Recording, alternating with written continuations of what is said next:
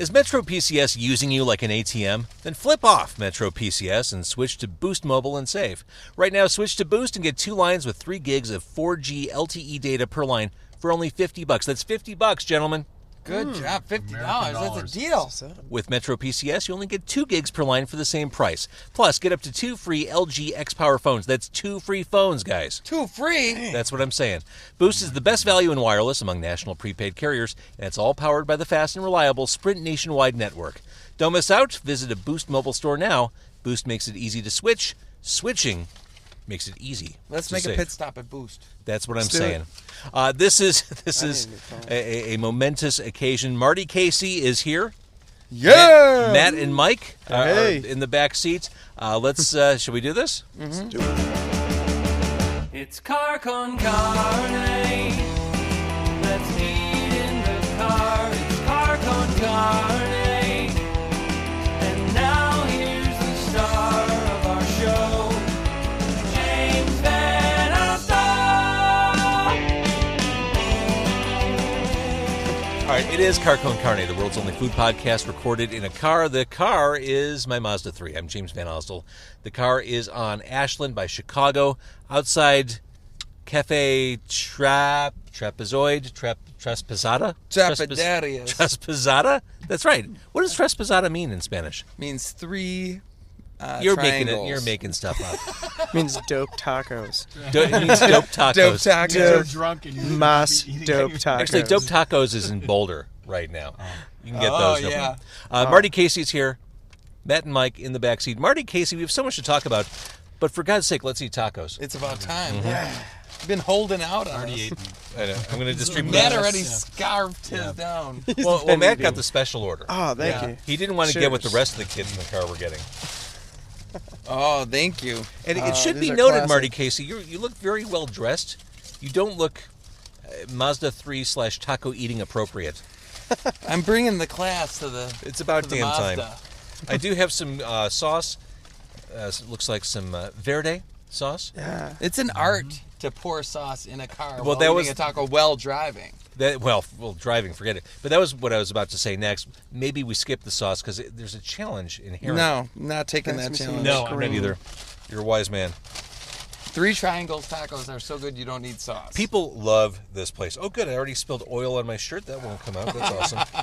There it is. There it is. I didn't even put food to my lips yet, and I've already stained my shirt. This is magnificent. There is I just danger. dropped carne asada in my Oh my crotch. gosh. You know the beauty of this place? Oh no, you got It is open so late all the time. It's all over your face. It is open Thank you. so late You're a all regular? the time. Definitely regular. And here's the thing, and I think they do it on purpose. If you try to open that door, you can get in easy. The door swings open. You barely touch it. There's some sort of vacuum force with that kitchen. When you try to get out, you literally, as a 200-pound man, have to like shove Dude, a you're wide not receiver You're to not a get out. 200-pound man. If you're a 200-pound man, then I'm 500 pounds. You have to you have to literally shove the door several times, and it's so funny if you go in there and there's a bunch of liquored up people. Oh, yeah. The guy that takes your order literally has to open the door for him and give it a shove. It was about 40 degrees below zero in there, by the way. We're here in the summertime. I know, and it's only half of it's a half of a half of a half building. Mm-hmm. I think people have to stop by and check it out. It is the strangest, most commercially successful burrito place that's a half of a half of a half a building. This taco is already awesome. That is solid. Oh my God. Well, Marty, let's start with the president, and we'll work our way backward.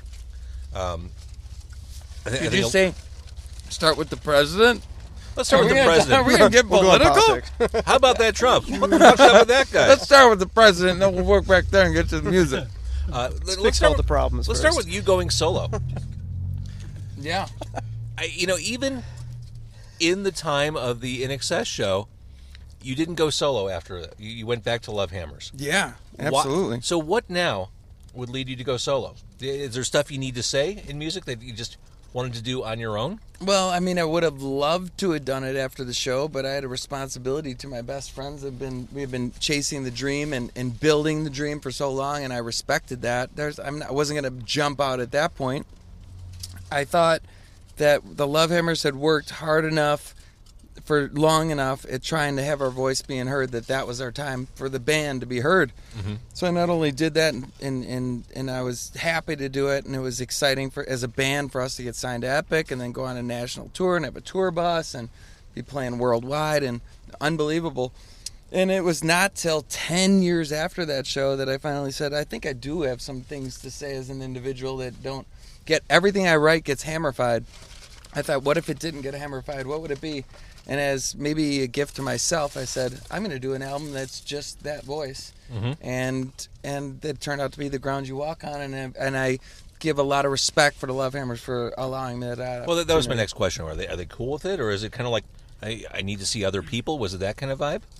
I think what I've done through the course of, singing for LA Guns for a bit and going on Rockstar INXS with the, maybe one person saying, yeah, go for it, and the other two saying, that's a real stupid move. I think it's been a consistent Marty trying new things and the band dealing with that, and I feel for that side of it, but I don't stop. I don't take months off or take a break, or right. I just keep going, and this is what I thought was the right thing to do. So are they happy about it? Hell no. But they rather Okay, be doing there it is. But they rather be doing every street festival and shows with Hammers, absolutely. But you know what? You got to go away to come back, and there's a time for the Lovehammers to come back, and that will happen. But the right time now is we Marty see that Casey. time and time again, don't we? In the music scene, Yeah, you need to go away, leave people a little bit hungry. have to. Have to. I mean, we've been together since '88. It's ridiculous. Yeah. So I mean, this is the first time we've really gone away. So it is nice that I get many emails a day from fans that are saying, when are the Hammers going to have a show? And that's a nice thing to see, is that for a long while we played so much that it was laissez-faire, and now people care. Mm-hmm. So, all right, tell me about getting these songs together for this album. Were these ideas, thoughts that you'd been sitting on for a while, or did they just come from a place you're at now? This house, I wrote that intro to that when I was like 17 years old, and I've been playing it at every Hammers rehearsal, saying, I think it's a song.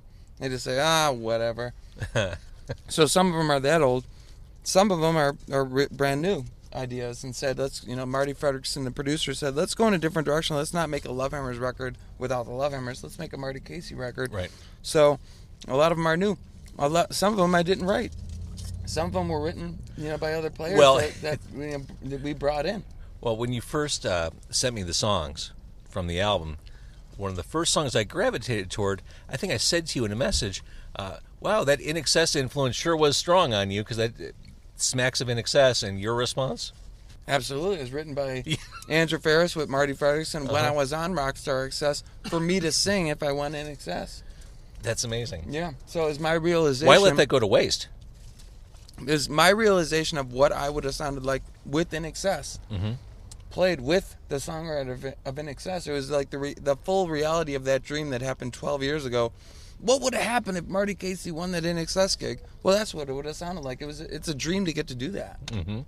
What's your favorite INXS song?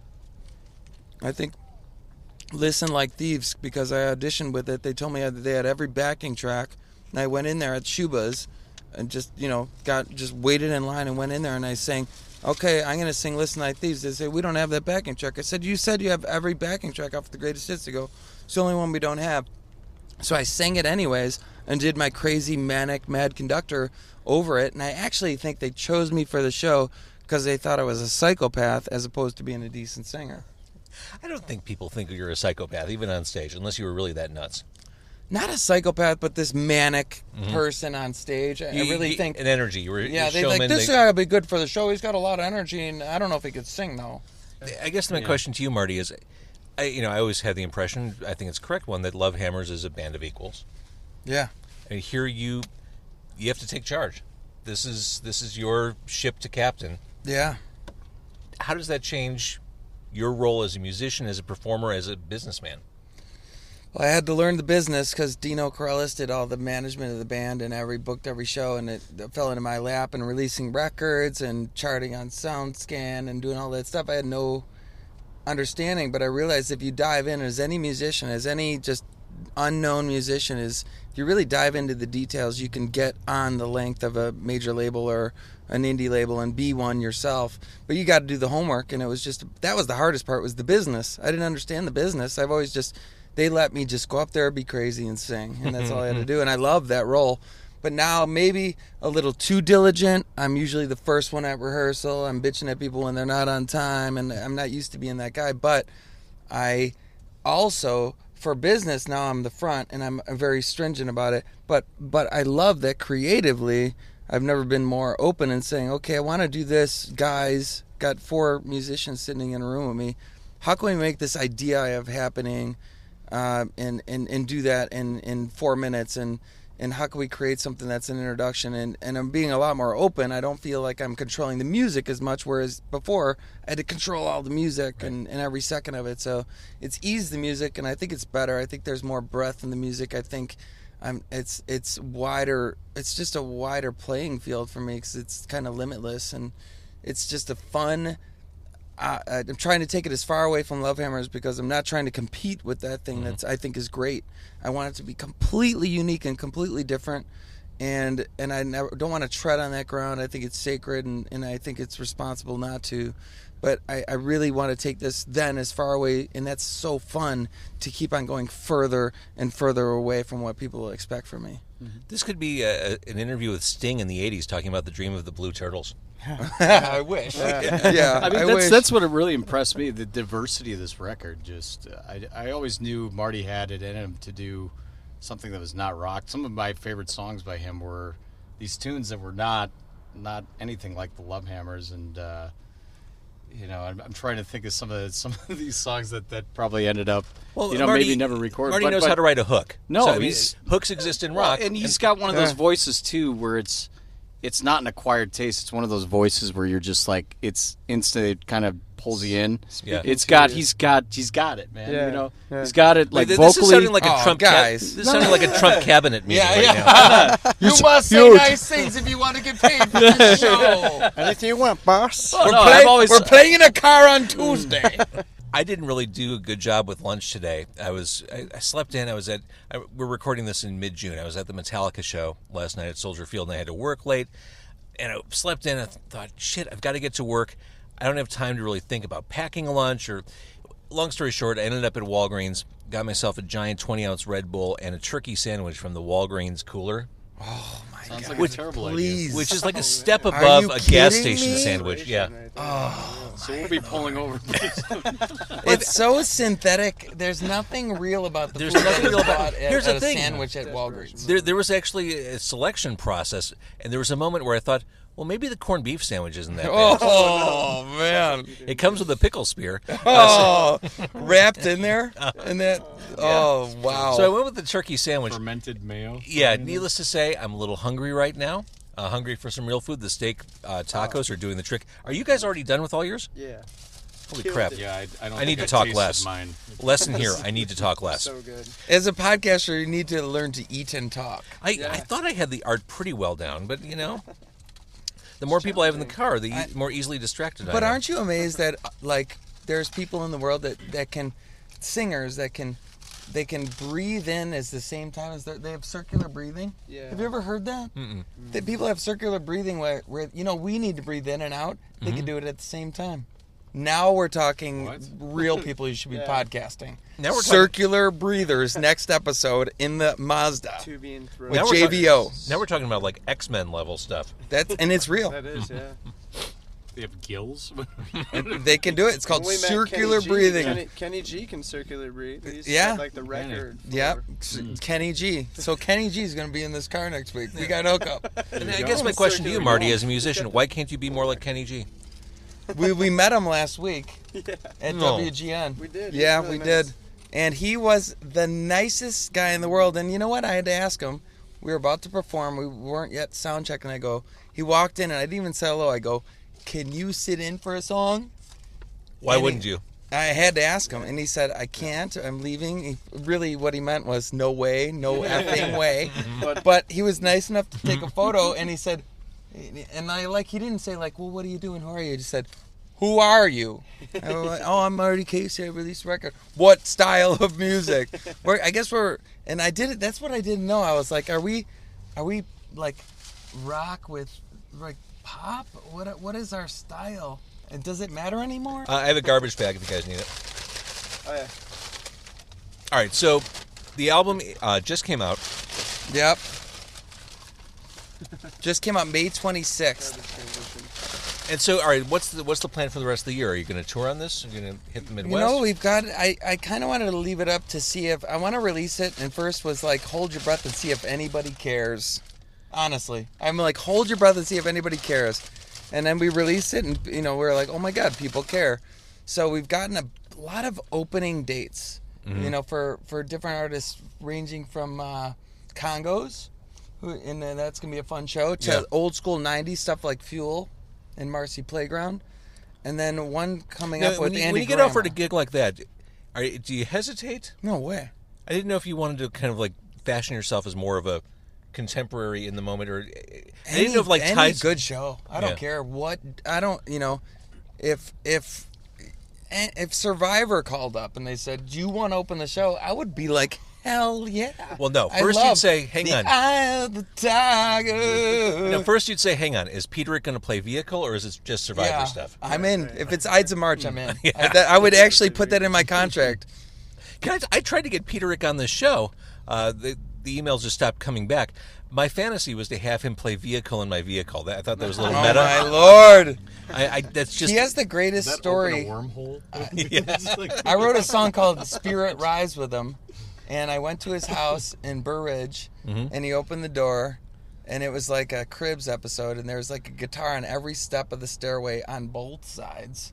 There's like a guitar in every portion of his house, the whole perimeter. There's a guitar, and then you walk. They're amazing. They're amazing guitars. He has like 300 amazing guitars. And then you walk through his living room to a white grand piano, and we wrote the song "Spirit Rise." That's cool. That guy is a real deal rock star. He wrote all the 38 special stuff. Hold on loosely. Yeah. The guy is an icon of Chicago and should be more respected. He should be playing in this car. Thank you. Amen. Amen, Marty Casey. Thank you.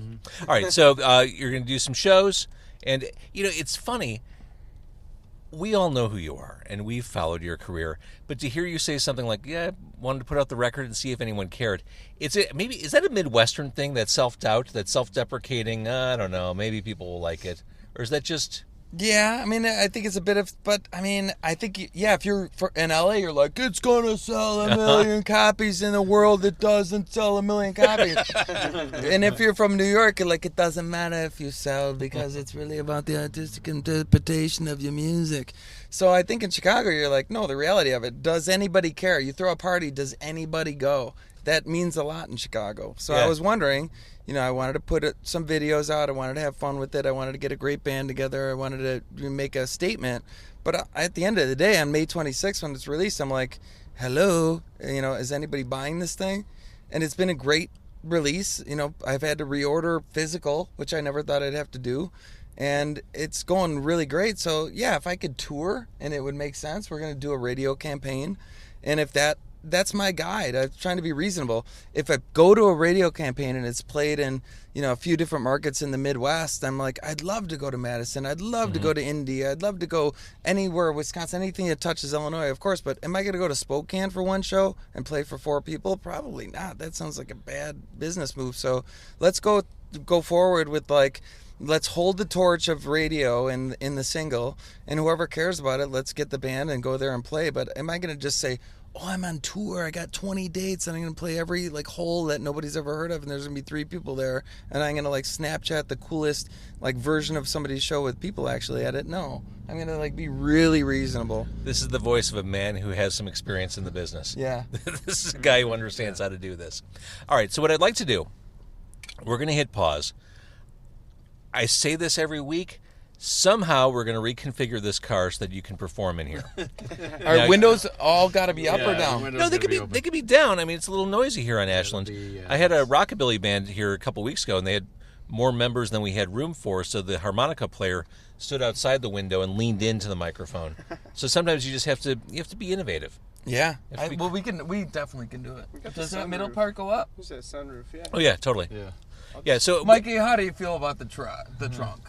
I Double pay for trunk play. Whatever you say, boss. You okay, boss? So we're gonna pause. Okay. We're gonna boss. configure the car, and when we come back, I do want to kind of go back in time. I want to talk about your beginnings. I want to talk about Lovehammers. I want to talk about INXS, reality television. I want to talk about LA Guns. I want to Yeah. talk about everything that brought you here today. Okay. So we got a lot to cover. We're doing it. All right, it's Car Con Carne. All right, so Marty Casey, you have a new album out. It just came out, and you're gonna play a new song, right? The Ground You Walk on. We're going to play a song off The Ground You Walk On. It's called This House, and in the podcast that people are going to love listening to, it's the one that we mentioned, hey, where'd this record come from? And I said, hey, there's one song that I've been playing literally since I was 18, and I never really finished it. So this dates back to the 1980s. This is the one why I needed to go off and make a solo record. I wanted to finish some of these tunes I had in my brain. All right, now before you play, I didn't mean to send you right into the song. I do want to ask you some interview questions. Okay. And some things I think people on Facebook Live would be interested to learn. Marty Casey, we came to know you from Swinging Lovehammers Yes. in Chicago. Rock. You guys have toiled, you've struggled, you have pounded your way through the Chicago music scene. What was the experience like as you kind of clawed your way through? I think it's the beautiful situation that so many of my friends have been through too, with just being in a new band. You come from your neighborhood. Hang on, Marty, I do need you to talk on the microphone. I think it's like there it is. I think it's a situation where like a lot of your friends when you're growing up, you start a band in your garage, your friends come, and then you go through high school and you go through college and bring all those friends and you get bigger and bigger and you start trying to sell out venues and selling out Double Door and selling out Metro and growing and it never stopped. I don't think we took it seriously until it just never stopped growing. So then we'd throw parties at our house and invite people from Indiana to come and sleep in our backyard in a tent and throw a pig roast, and we just kept Wait, you had pig growing. roasts? Pig roast. There's photo proof. And then we kept going, and it just kept bigger and bigger. We couldn't get a deal, so I said, how about I do this crazy thing, Rockstar INXS? All right, let's talk about the Rockstar INXS thing. Here's a question for you. Which costs you more of your soul? Is it A, reality TV, or B, having a major label record deal? Ooh. No, I can't say both, because then 100% of the soul, bye-bye, parents. I'm very sorry. I always said that Rockstar INXS, I sold half my soul, because people asked me to do another one like The Voice, or do you want to go audition for The Voice, they say. I said no, because I sold half my soul, and I think that's quantified together with the record deal, because they were all one. When I signed the deal that was 1,000 pages long to get on Rockstar INXS, it already had the Epic deal written into it. Oh, so it's a foregone conclusion that yeah. if things progress for you on Rockstar INXS, you would... We own you. Man. Yeah, so it was, and that the Lovehammers were tied into that essentially, as a lot of those songs I had the writing on. Right. So in order to get that Epic deal, we had to tie that all together, and they were nice enough to kind of go along with it too, because it was, like you said, a foregone conclusion. Is that your term? That was going to be the result at the end of it. I did well. We got the deal with Epic, but then next step, reality show, complete insanity. You sell your soul. What's the step after that? Major label record deal. Now we own your soul. So we had two things fighting over our souls into the universe. And then in the end, I guess I just have a solo record? Not a bad thing to have. And this is kind of like a lifelong career achievement collection of songs. It is. I mean, we had an amazing time on Epic, and we got to tour the world, and we did everything we, had set out to do. We made records post that back in, our own camp. And then I finally said, it's been long enough. I didn't take this chance after Rockstar. I really wanted to, finish these songs that I had written in my head that just weren't Lovehammer songs. I really wanted to expand the horizons beyond the modern rock that the Lovehammers do so well. I didn't want to make another Lovehammers record. So I reached out and I said, let's go as far away from that template as possible. Let's get the most amazing musicians outside of Lovehammers that I could have the capacity to guide into this band, which I have. And let's put a record out that really means something to me right now in 2017 and where I am as a human being. and it just really worked better than I anticipated. And I think that because the plan, as you can hear right now, was so just random, I didn't think too much, overthink it or think too much. We put our heart into it. We spent the time. Amazing musicians on it, and I have this for the rest of my life. When we released it May 26th, there was a great reaction. I, as a Chicagoan, didn't anticipate that. I said I was always the naysayer, like I don't know if anybody will care. It turns out people cared, and now we just follow. We're dangling the carrot. We have the record. Now we're following the offers for opening slots, which I love to do, get in front of a lot of faces, and that's where it's at now. And I think it's a lot different than where I've been, but I think that people look at it and they get an insight into what I am now. So just to stay on INXS for a couple more seconds. Yeah. I'm sure you've thought about this, but have you ever given great thought to what your life would have been like if you had been the guy to replace Michael Hutchence? I didn't give great thought to it. Like, great thought gave into me thinking about it when we were touring with them, and they have 7 tour buses. And we had one that was breaking down every other day going through Colorado. Did it look like this Mazda 3? It did. Yeah. This was basically the tour bus. So when we'd pull up, in our old tour bus, which we loved as Lovehammers, to get to that level was huge. But when we'd get up on stage and and they'd be say, "Oh, we didn't even take our 7 tour buses. We actually flew in because we had such a great time on Oprah yesterday." So I was like, "Oh," and I'm thinking, I went and interviewed to be the CEO of this company, INXS, and then I got hired as the janitor. Now that's a little self-deprecating. But I know, but it was really tough because you go every time. You were like a manager. You were like a mid-level manager. I wouldn't say you were the janitor. It was tough. It was tough, because they had it all. They were literally like their Rolling Stones in their dressing room when we're in New York City.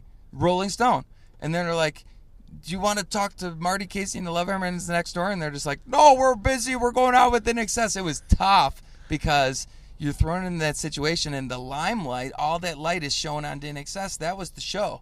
So we were just happy, and we were in the exact place we should have been. We're hardworking, gritty, it's Midwestern Lovehammers dudes that just keep on grinding up that hill, and that hill was steep, and we thought the hill kind of leveled off, and now we get to go down the slalom and leap great heights. But we realized that once we got on the major label, it was just more climbing up an even bigger hill. And you know what we did? We kept doing it like Chicagoans do.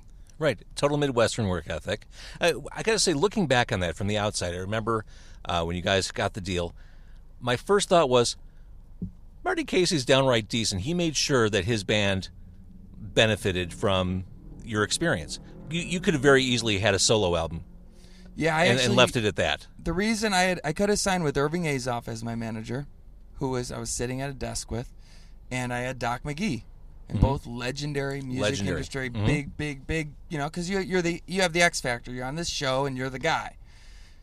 And Irving Azoff said, "We're going to have a bunch of people write songs for you, and we're going to release a big hit record, and I'm going to put I'm going to pay for your living expenses. I'm going to give you $5,000 a month for, just to eat, and I'm going to give you a rental car, and we're going to take care of you." This is Have a Cigar by Pink Floyd. Yeah. You're describing. And then Doc McGee said, who's from Chicago, said, "We're going to make a record with Lovehammers that you've been wanting to do your whole life.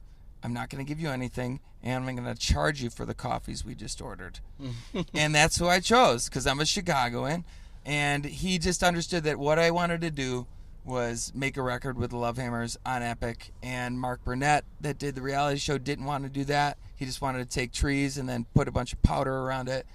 And Epic, though, really loved some of the stuff we were doing. A guy named David Massey, that's a bit, still is a big honcho over there. He really believed in the record and the songs we had, and he let us do it. So we kind of got in with the strength of Doc McGee saying, "No, this is what they're going to do, or you don't get a Marty Casey anything." So we had that old school, he managed Bon Jovi and Motley and Kiss, and he was that old school, just, well, you take it or you get nothing. And they said, "Okay, we'll take it." So we got Marty Casey and the Lovehammers. Once again, they wouldn't even let it called anything Lovehammers until they Doc had to have McGee your said, name on the. It's Marty Casey or it's nothing, and Doc said it's Marty Casey and Lovehammers or it's nothing.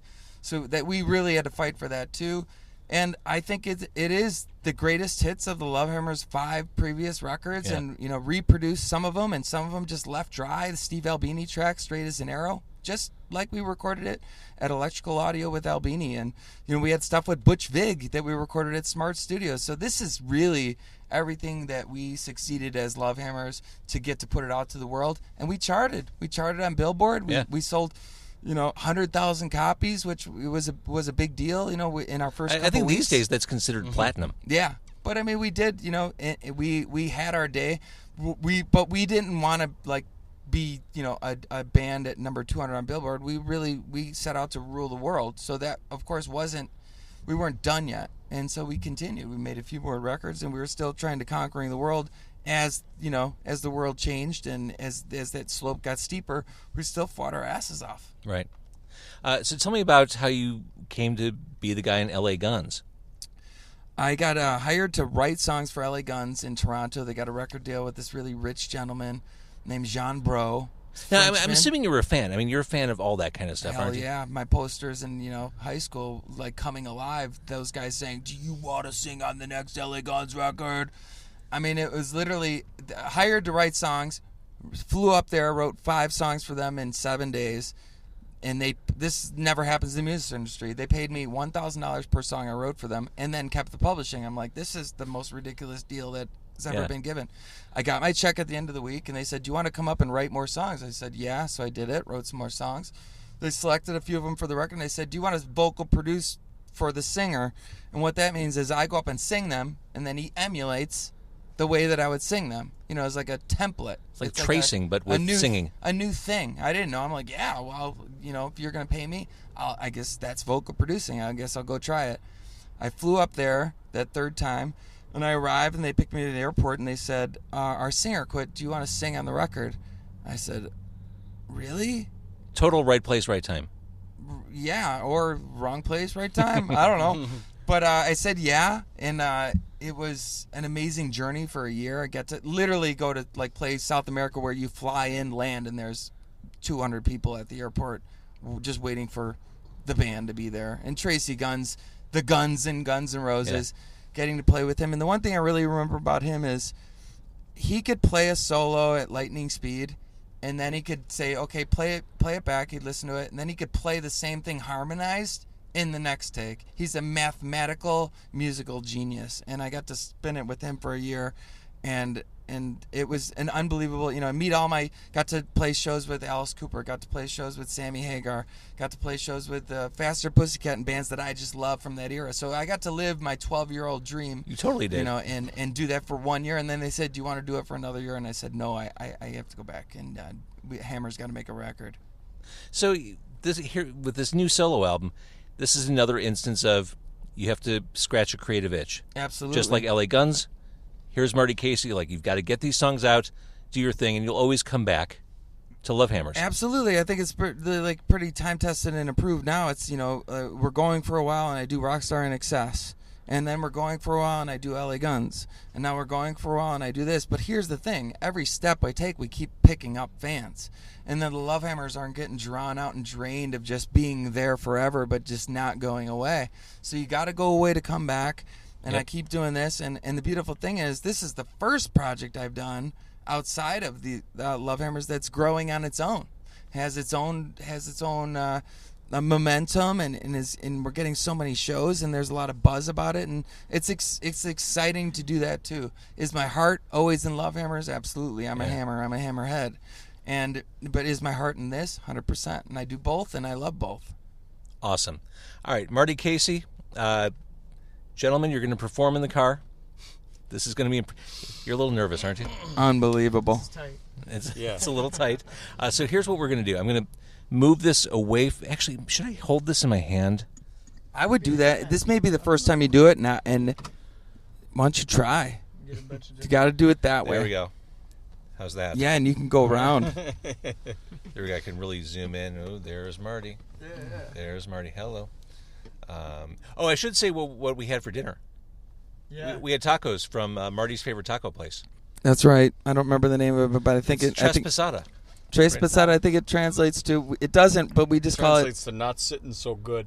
Oh! Everyone's a fine. critic. This is like playing, I don't know, Soldier Field, or at least the UIC Pavilion. It's tight. It is. All right, so I think we're ready. So I think originally we were going to play a different song, but we're going to song jack it like they do in Chicago. We're going to song jack it to a different tune. We're going to do this one, This House. And the reason we're doing it is because this is one I wrote very early in my life as a musician. And then I just said, man, I really want to finish this song. And then here we did. We did it. We're going to do some 3-part harmonies. Let's just tear it up, gentlemen. 3-part harmonies in a car. All right, this is ridiculous. Guys, I can't thank you enough for being here. And thank you for watching on Facebook Live. Here we go. It is Marty Casey. Yeah, that's right. Devil horns in the air. Let's do this. Marty Casey live in the Mazda 3.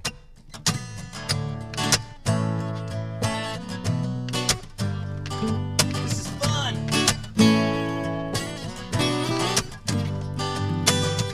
I lost that sweet caress. I stand here motionless. The tide is pulling on this ocean between us. The walls are closing in. A fight I could not win. I burned that bridge and let you turn my heart to stone. Oh, broken all alone. Oh, this house just ain't on. Oh no.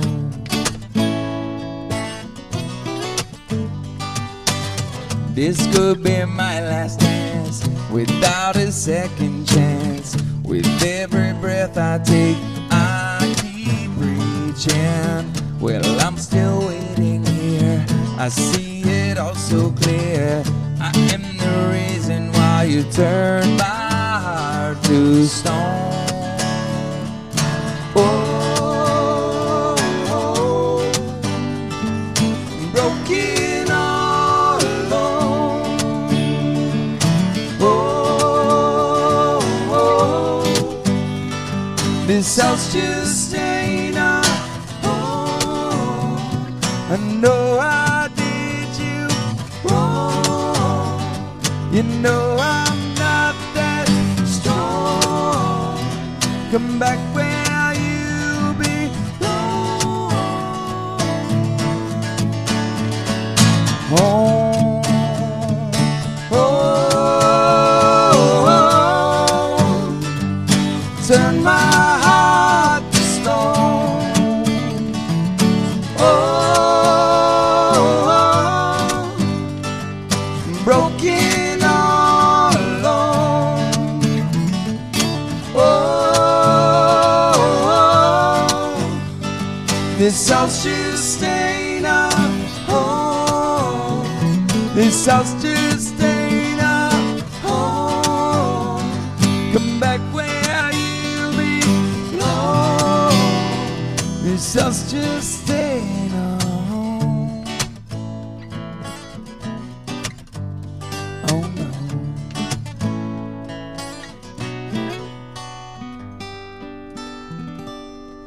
Yeah, we did it in the car. That was awesome. This car is a home. This car is a home. And if I don't start making really big money from Car Con Carne, it really could be a home. Can we do your theme song? This car just is a home. Podcast. There we go. All right, hang on. Got it back up there. Got to put my double chin on display for everybody. That was awesome. Sweet. And let's go back to the bed. Nice camera work. Thank We're you. going to have to get Thank you you. on the IMDb. That's right. A credit for that. Do a little Marty Casey video work. Well played. Always looking for some freelance. Guys, that was amazing. Marty, what a great song. I'm glad that you held on to that. You didn't let that song go, and you put that on an album. Made it happen. That was a good move. Yeah, and I like the 3 parts. A lot of gotta give it to these guys. They're Oh, you guys sounded know, great. You guys sounded amazing. But yeah, it turned out, and it's kind of like what the record's about. It's just kind of reaching out from where I've been and finding some new highlights. And man, I appreciate everybody that supported it from the bottom of my heart. It's given me the ability to keep going, keep playing great shows, and just like you, supporting local music and doing your things, JVO. It's been a long time, but it's finally nice to actually sit in a small car with you and eat tacos. How about it? We need to do this more often. It's long I like overdue. it. Long overdue. All right, I'm going to stop the Facebook Live. We'll wrap up the podcast here. This podcast will be available in 2 weeks. It'll be mixed. It'll be wonderful. I never know where to look, by the way. I'm like looking at you. I'm sure people are like screenshotting me going all cross-eyed on the podcast. And we had an audience on the sidewalk. Yeah. Marty gave him a little wave, a little courtesy wave as they were watching you guys rock out. All right, thank you for watching Facebook Live. Here we go. I'm hitting Thanks, finish. everybody. Thanks. I got to remember to post this. Here we go. See, that was fun. Yeah. That was cool. I'm going to wrap up the podcast here in a sec. I'm going to post this. Sweet. Okay. All right, now we are back to the reality where there is no video. So now we can really be disgusting. No one will ever see us. I feel like I'm going to have really weird dreams tonight. Welcome to my world. I do want to mention the social media message of the day, the Boost Mobile social media message of the day, or week, really. This is a weekly show. If you want to be included in this, comment on the Car Con Carne Facebook page, or even on my Facebook page, or the Twitter or Instagram. Just make a comment. Regarding Ralph Covert, who was on the show 2 weeks ago, Marty said, best episode yet, listening to Big Star all morning now. We talked at length about Alex Chilton and Big Star, so that's a good inspiration there, and thanks to Ralph for doing that show. And also regarding the Evictions, which just came out, they also did an in-car performance. Michael J. Piff says, I can't wait for your Mazda 3 compilation album. That'd be a good charity thing. Good idea. Yeah. That's a great idea. Do a little fundraising, maybe for like a musician's fund or something. I think that's a must. That's a must. That's the greatest idea. He should get a T-shirt of this. Do you have T-shirts? No, I should make some T-shirts. Why don't you have T-shirts? All things in time. I got a car magnet on the side. Yeah. That's something. I got this thing on the dashboard. It's a slow- There's a That's Mazda all nice, upgrade but you need coming down. T-shirts. I do need He's T-shirts. gonna have a little donation box at the front. Like he had a tip jar at the burrito joint. Let's get a tip jar in here. We should.